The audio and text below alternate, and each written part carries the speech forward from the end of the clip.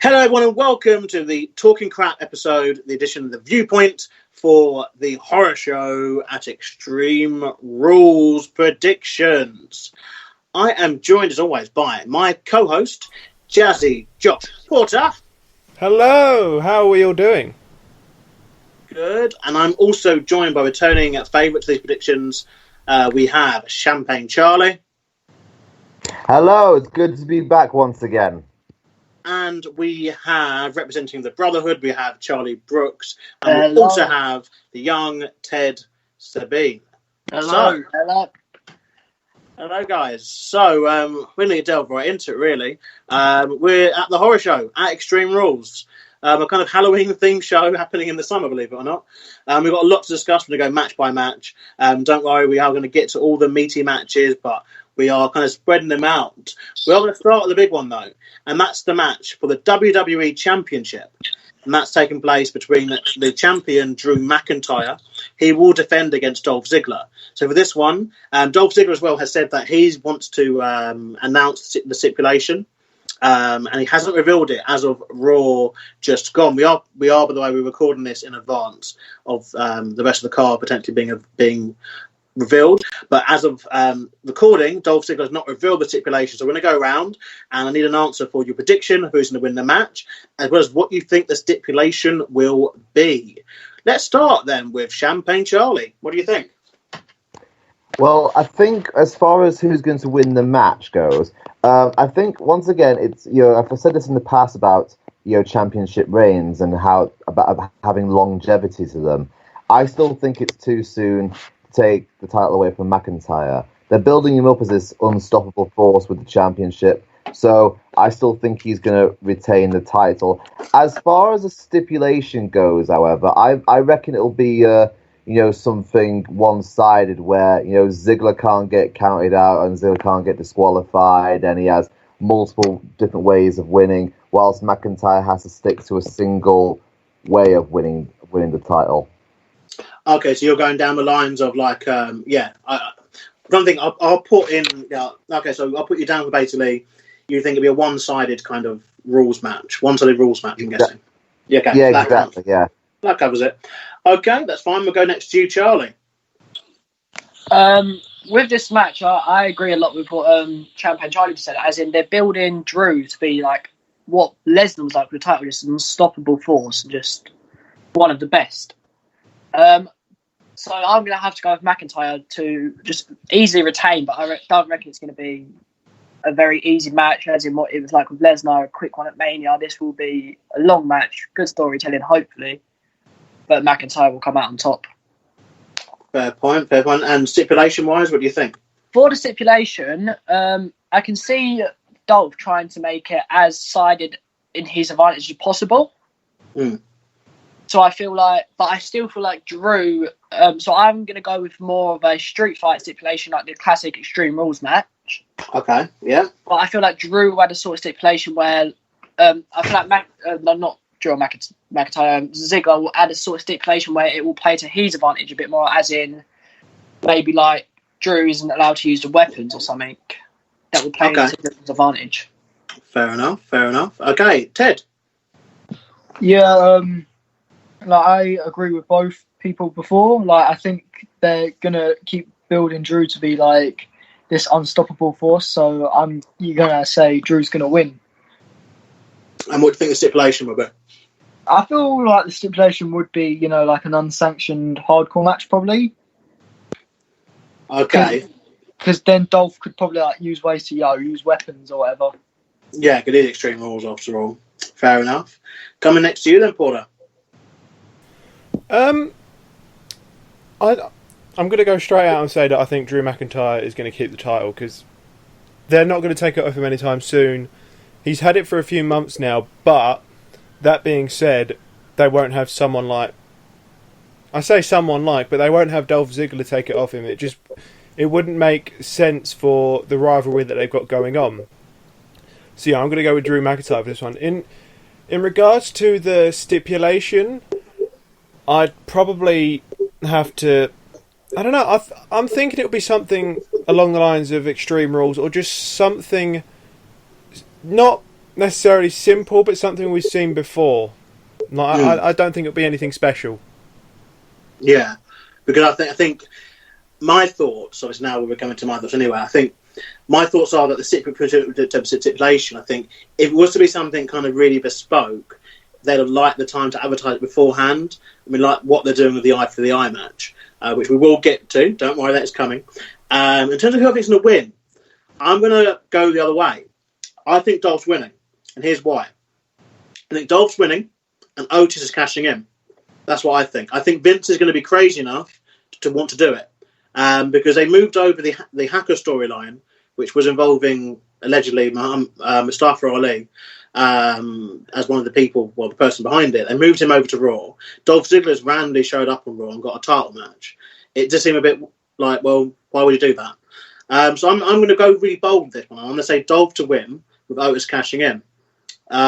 Stipulation-wise, I think they're going to go for something normal. I think they might do a cage match, though. I don't know why. I mean, Dolph. It seems very especially for the main title. I think it seems very much like that. It was cage or ladder for me. I'm going to go for cage. That's kind of what I think. Moving on, the United States Championship. A new belt has been made for it. The champion, though, is Apollo Crews, and he will be defending against the person who is kind of walking around with the belt on Raw the past couple of weeks, MVP, who will be accompanied to the ring by Lashley for this one. So, I mean, this one might end up on the pre-show. As you know, the United States title just seems to like hovering around there. Let's see some predictions then. What do you think? Coming first to you, Champagne Charlie. Well, first off, I want to comment on that belt, right? That title that it looks like I said, some sort of throwback from the 1980s, you know, with the way they've designed the front plate and the strap and everything like that. It just, I don't know what the designer was smoking or drinking at the time when they came up with that one, but there we have it. I mean, I get it was time for a revamp for the belt because they've been using that old one for 17 years now, but still, they could have done better. As far as the match goes, I love Apollo Crews as the champion, but I am a bit of a sucker when it comes to nostalgia. And MVP was a great US champion back in the the Ruthless Aggression era. So I'd quite like to see MVP win the title. So that's what I'm going with. Interesting. Fair enough. Yeah. Coming next to you next, Charlie Brooks.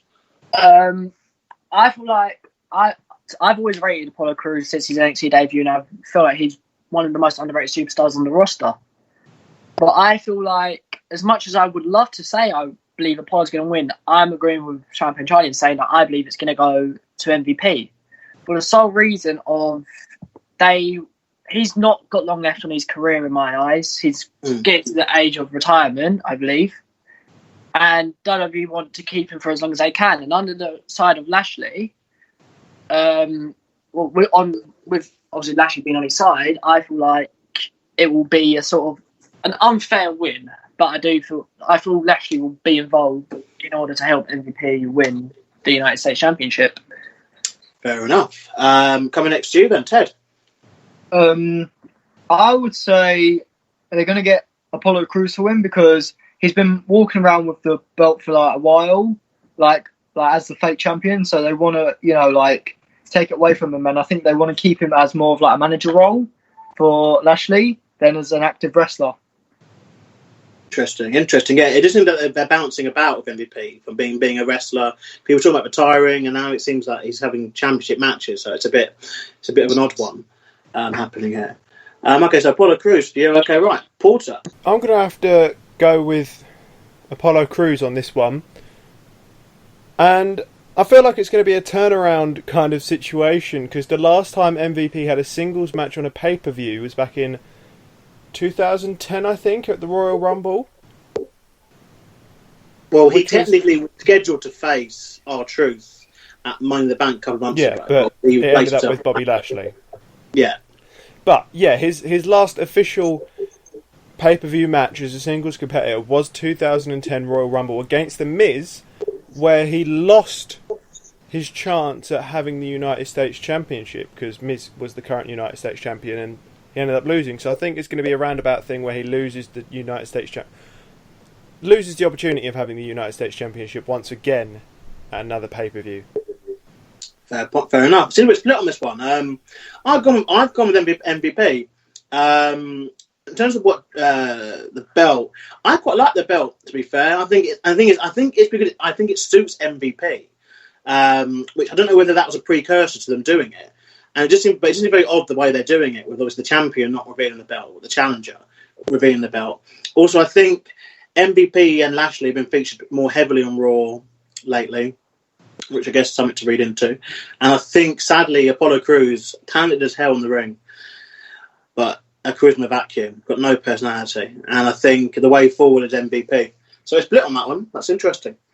So right, next we're going to one which isn't been confirmed. We're assuming it is going to happen. It's the bar fight between Sheamus and Jeff Hardy.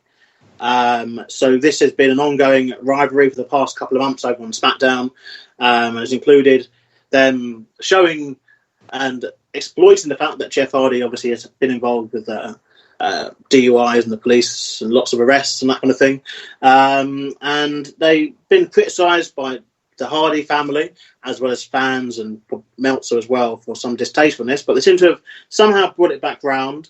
But we are scheduled to have a bar fight, which we don't know what that kind of entails, but we assume it's going to be a bar somewhere off-site, and that they're going to have a fight in this bar, assuming that whoever gets a pinfall will win, and something quite simple like that. We'll start with you then, Champagne Charlie. What are your thoughts? I have made no secret in the past, in one of our previous episodes actually, that I do not like this storyline at all, because you're taking a man's personal demons and using it against him, and it's just not right in my opinion. As far as this so-called bar fight, I think, as the match goes, I think Sheamus will win it. The only reason being is I think Jeff Hardy at some point will try and make one of his high offense finishes, like, I don't know, jumping off the bar or something, landing through a table or onto a pool table or something like that, and crashing and burning, towards the end. He's done that many times in ladder matches and tables matches, where he's made a risk, someone's moved out the way, he's crashed through and lost the match that way. So yeah, that's what I think is going to happen. Fair enough. Coming at you then, Charlie Brooks. With my feelings, I haven't, like, how I feel about this, I haven't been paying near enough no attention to this storyline, for the sole reason I completely agree with what Champagne Charlie said, as in they should never make a man, in this case Jeff Hardy, do a whole storyline based on some of the biggest problem in his life, and I believe it's completely wrong. From what I have seen though, they are building it okay. They've gone out of line completely with what they have done with the whole Jeff Hardy situation. But I feel like they're building it completely well, and with I believe it was Money in the Bank. No, it wasn't. I can't remember the last pay-per-view. Backlash. Yeah, it was Backlash, I believe, when Hardy and Sheamus had their match. And with Sheamus winning that one, I feel like this is going to be Hardy's time for redemption, and this one will go to Hardy. Yeah, fair enough. And Ted? Yeah, I feel like they're going to get Hardy to win, because if they're bringing all his past demons and all that in it, it's showing he can overcome his demons, showing a stronger man. Fair points. And finally, Porter.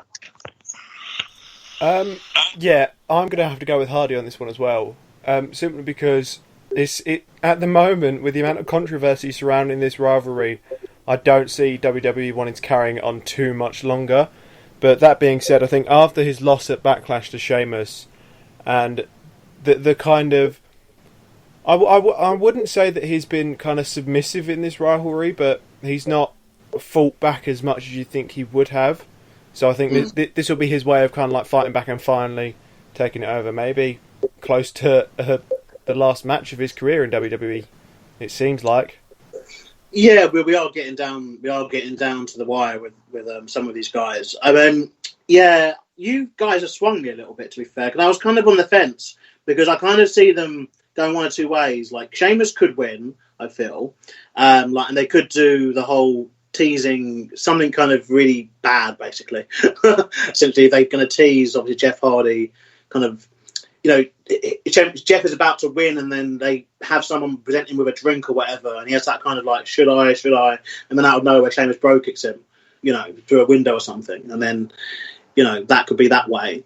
But I do think ultimately the better story to tell and the right story to tell, I think, for Jeff is for Jeff to overcome his demons and to basically leave Sheamus in a pool of alcohol and glass and bar stools and get the win. So I'm going with Jeff Hardy, and hopefully he can move on to one final, maybe not a world championship, but I think definitely the Intercontinental or the US Championship. I think they're in his reaches to kind of end his career on a good note. I think he's got a couple of years left, though, I'd say.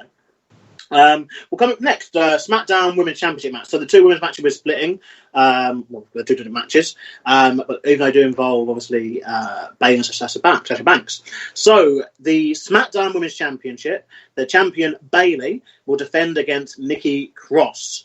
So this came from Nikki Cross won the right to become the number one contender a few weeks ago on SmackDown, and they've obviously had a women's tag team title match previously, that being Alexa Bliss and Nikki Cross taking on Sasha Banks and Bayley. So these women have been kind of intertwined with each other for the past kind of few months, and obviously Bayley and Sasha Banks are probably the hottest commodity in WWE right now in terms of definitely in terms of the women. But yeah, let's go then. Champagne Charlie, who have you got for this one?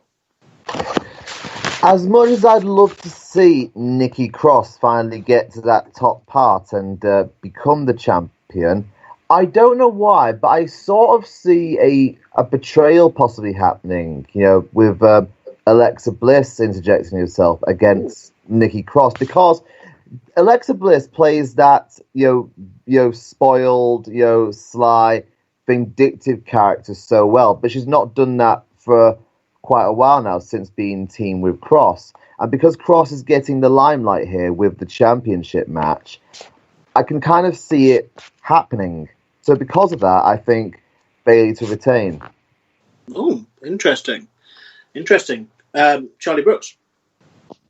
With mine, it's very similar to what Champion tried to say, but I feel like it would go the opposite way, as my prediction for this match will tie into what I believe is going to happen with the Raw Women's Championship match.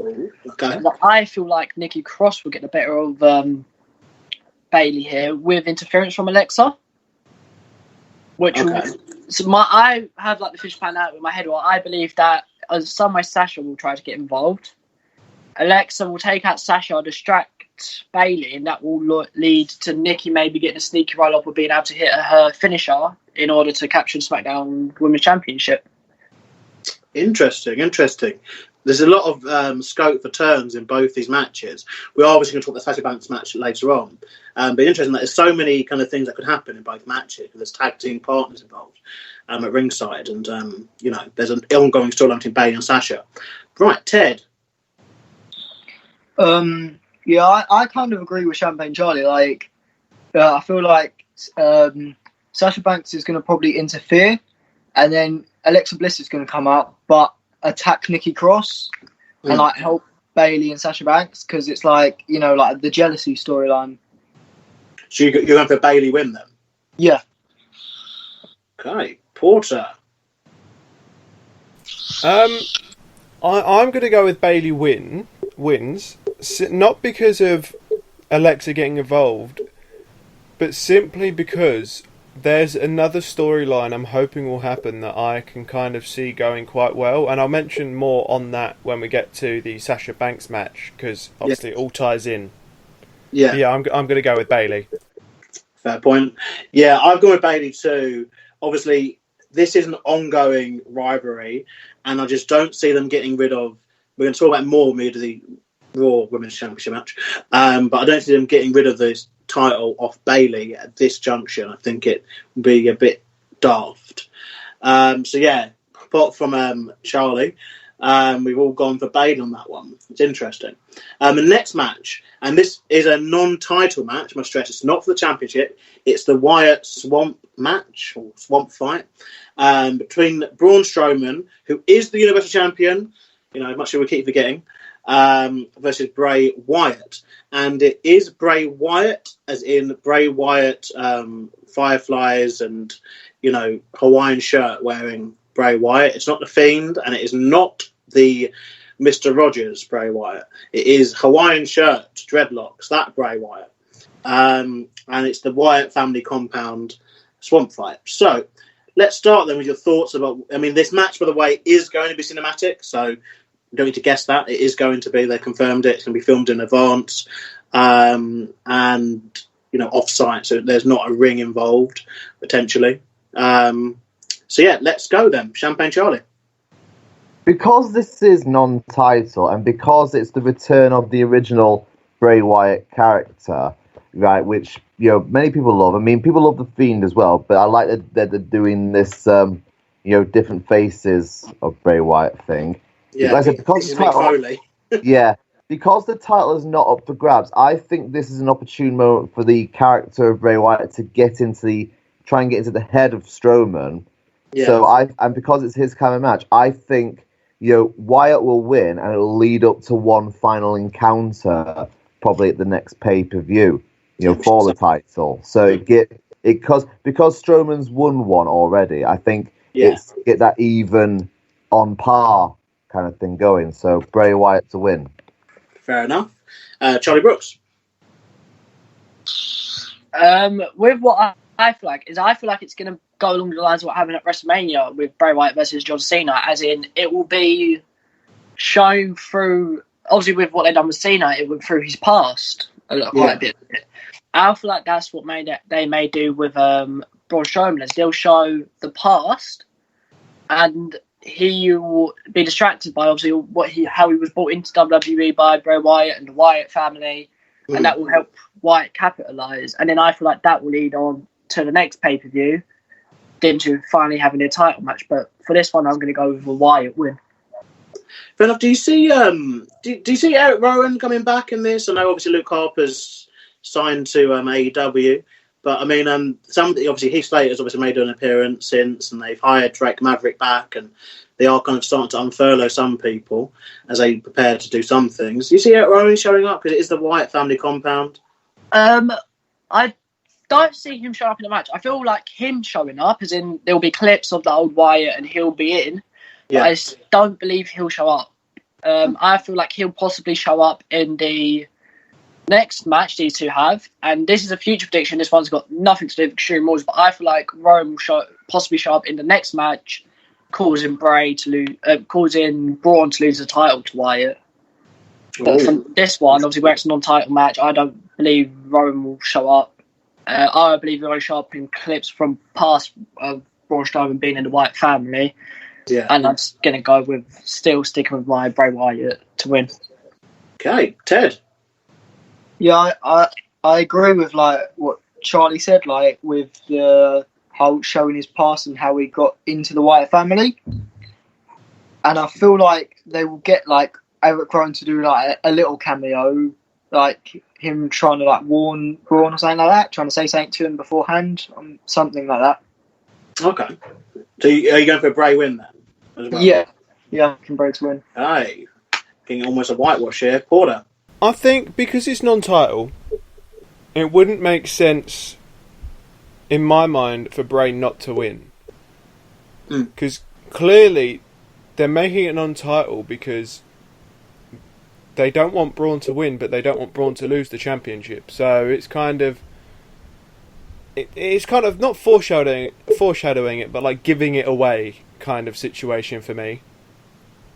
But obviously I could be wrong. It could be Braun winning, and this could be him overcoming his past or something along those lines. But yeah, I'm going to go with Bray Wyatt on this one. Fair enough. I think this was hard. I've swung the other way with this as well, actually, because part of me thinks Braun might win. Because Braun doesn't really lose. That's the main reason. And then they're obviously going to do against Braun. Assuming that would be at pay-per-view.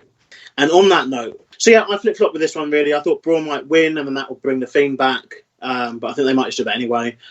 So I think it would damage Bray a bit as well if he was to lose, and it ties it up nicely, one apiece. So I'll go with Bray and hope that we see the Fiend at SummerSlam, and potentially the return of Roman Reigns after that, as we know that apparently Lesnar's not going to be part of SummerSlam this year, so I think there needs to be some star power added to Thank this. fuck, if you ask me. Thank God. I know that people don't like Lesnar, but I think it's weird him not being involved. And I love Lesnar. Don't get me wrong, I love Lesnar, but I don't love part-time Lesnar. I think he's an attraction, and that's something which obviously probably for another episode, but I think... Fuck him! It's probably something for another episode entirely, part-time workers. I'm going to call him Marmite Lesnar from now on instead of part-time Lesnar, because you either love him or you hate him. I can get that. I can get behind that. But yeah, I think ultimately the SmackDown Universal Championship picture is awful, and I think there needs to be something done to it. And whether it is the return of Reigns, which I guess would divide the audience, or Lesnar, if they were to inject him on that side of things, I think there needs to be something, because there's no one really to challenge for that belt. And that's why they keep going back to this feud. We've been having this feud forever. But anyway, we've got 2 matches left to discuss. Let's get on with them. So the next is the headline-grabbing eye for an eye match between Seth Bonvillain Rollins and Rey Mysterio. Now, again, this one, they have confirmed there will be CGI elements to it, so it technically is going to be a cinematic match. It's my belief that they're only going to be using, my belief and a lot of people's reports' beliefs are saying that the CGI/cinematic elements will just be used for the finish of the match. So I do believe that there'll be a kind of normal match that will take place, and then when the finish comes, they will use the cinematic CGI-ness, if you pardon the pun, of CGI. Obviously, the way to win this match is absolutely insane, but I will say it because I literally have to say it. The winner of this match will be the person who removes the eye from their opponent. Removes the eye from their opponent. Well, there's the CGI for you. A lot to unpack in this one. Champagne Charlie, coming to you first. This is the dumbest thing they've ever come up with, and that is including the Kennel from Hell match. It just makes no sense whatsoever.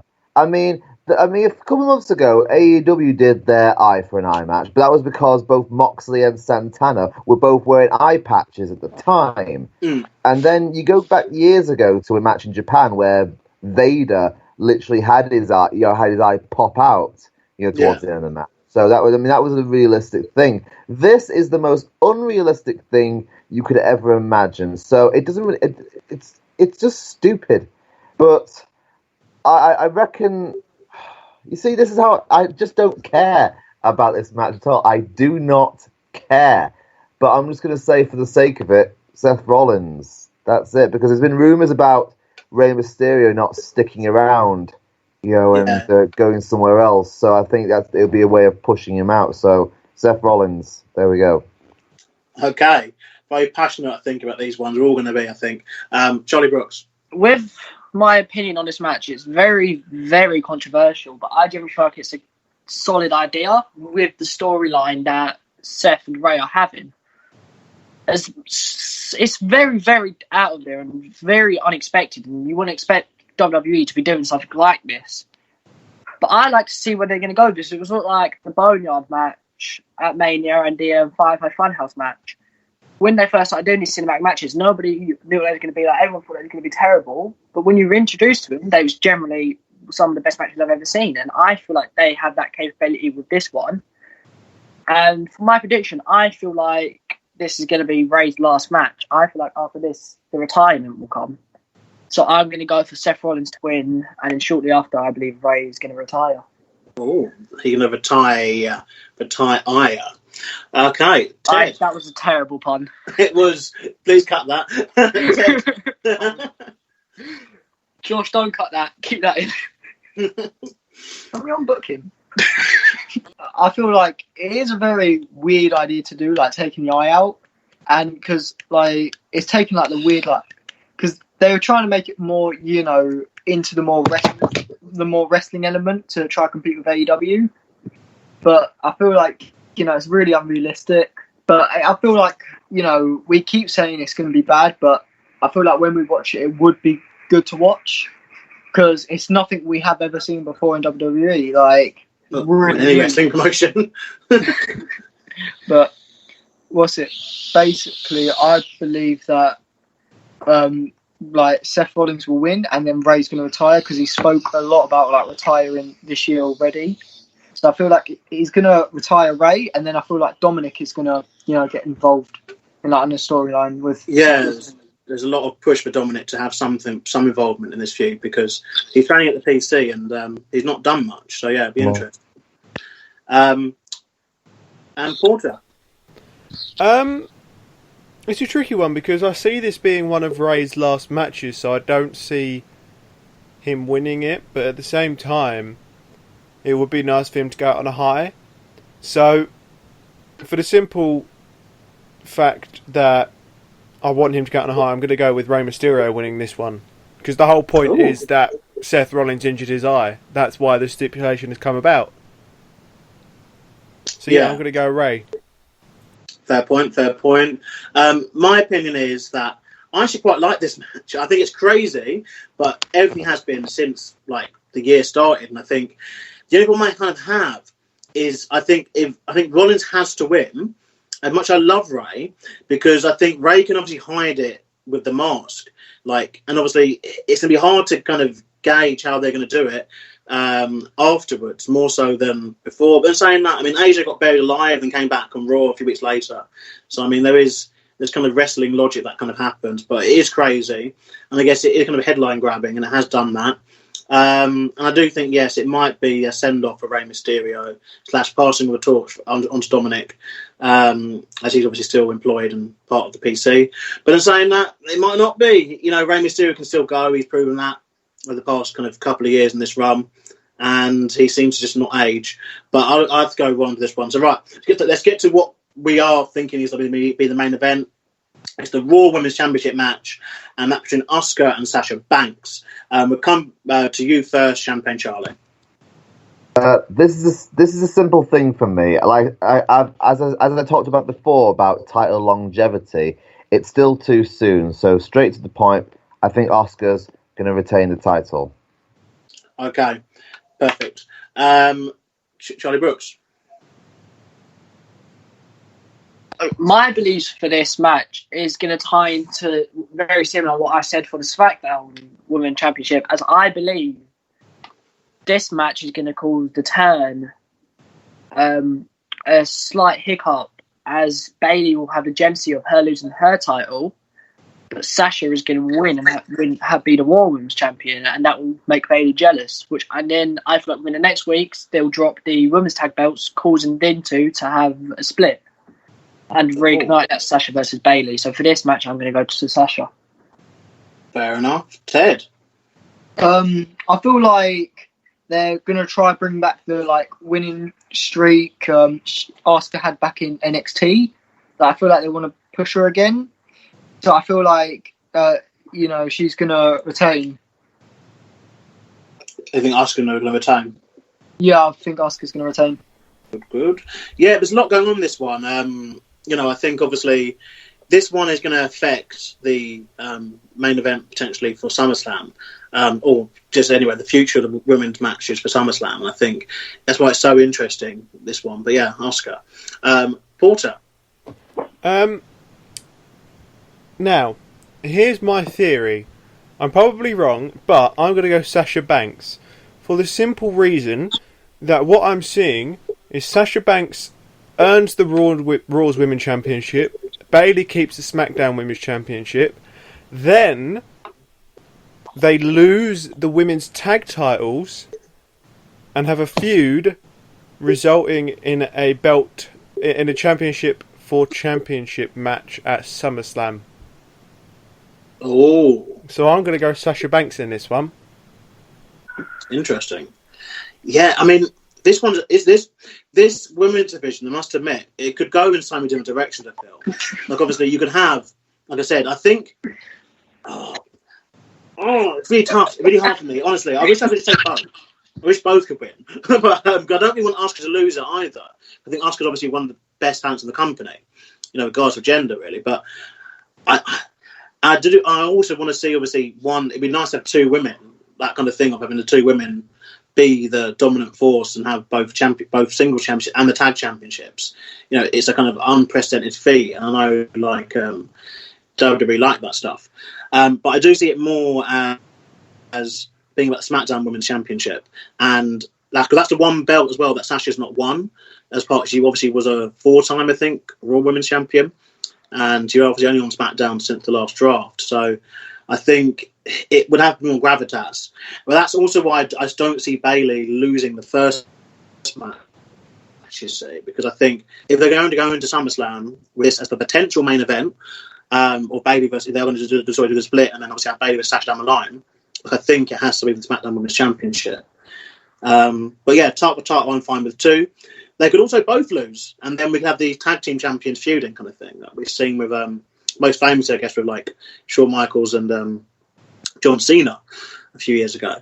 But yeah, it's tough. I'm going to go with Asuka though.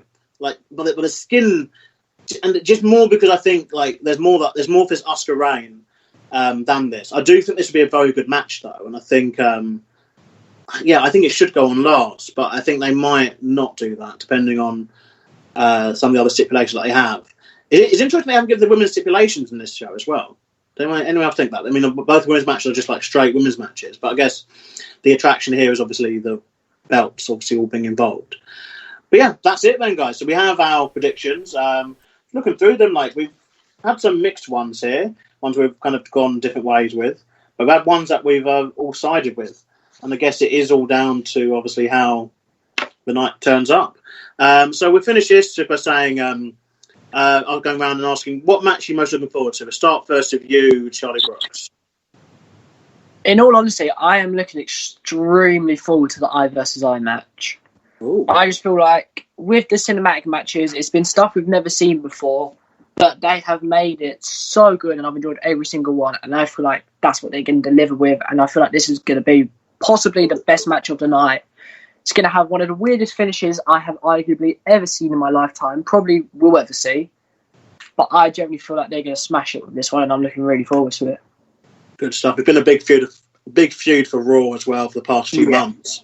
Because it's something which I guess it's happening quite often now, where there seem to be overlapping feuds. Like at the moment, they've got the Randy Orton Big Show stuff happening on Raw, and it's obviously going to be settled probably later on down the line, not a pay-per-view. But anyway, Ted, what match are you looking forward to the most? Yeah, I'm also looking forward to the Eye for an Eye match because it's I really want to see how they're going to do it. Like, I want to see how the ending's going to go. Fair point. And fine, Porter.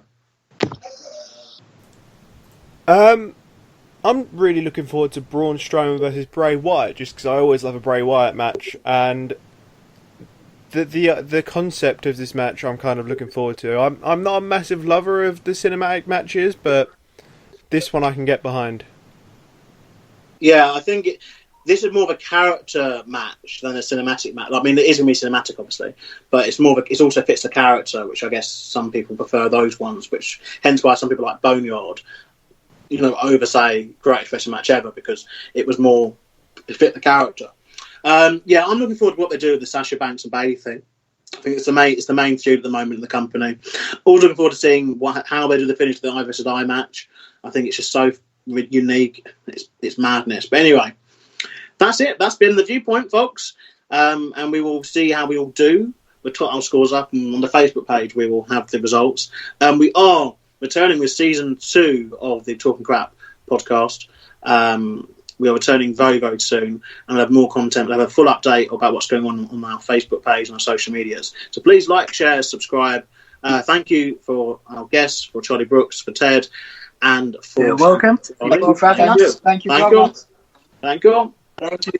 And that's it. Thank you, Josh. We'll see you on the other side.